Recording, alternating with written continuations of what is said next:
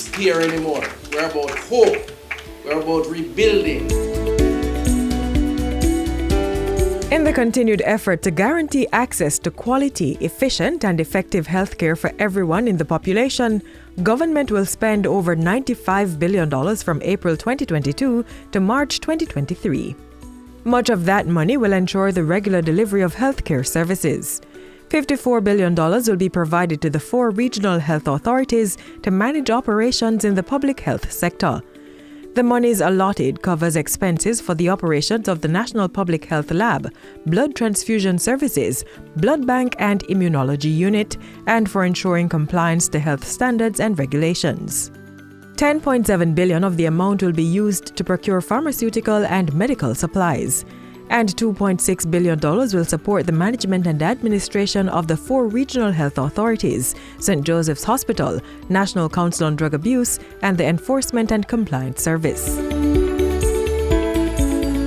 In the new fiscal year, 6 health improvement projects will be jointly funded at a combined cost of $4.9 billion by the Government of Jamaica and its bilateral and multilateral partners. Among them is the continuation of interventions to reduce AIDS-related illness and deaths, reduce new HIV infections, and provide testing, treatment, and counseling for infected persons. $1.14 billion will support the continued redevelopment of the Cornwall Regional Hospital.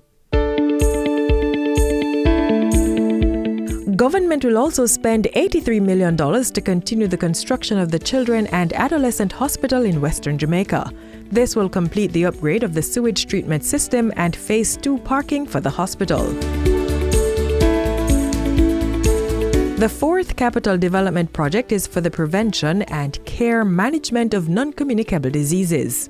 During the fiscal year, detailed drawings and bills of quantities are to be completed for 13 health centers and 3D models for health centers. Medical and other equipment needed to operate these health facilities will also be procured.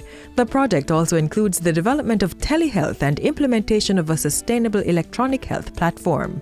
COVID-19 has not only taught us that we cannot take our health for granted, but also how important health financing is to building, sustaining a resilient health ecosystem. Another major expenditure is the $300 million set aside to advance work to transform the University Hospital of the West Indies through a 4-year modernization project. At the end of it, what we will have is a more modern building, offering services for training or teaching, offering services in many specialized areas, and included in that, very importantly, for more advanced surgeries. These are just some of the ways in which the ministry will be investing in the health and well-being of Jamaicans for individual and national prosperity.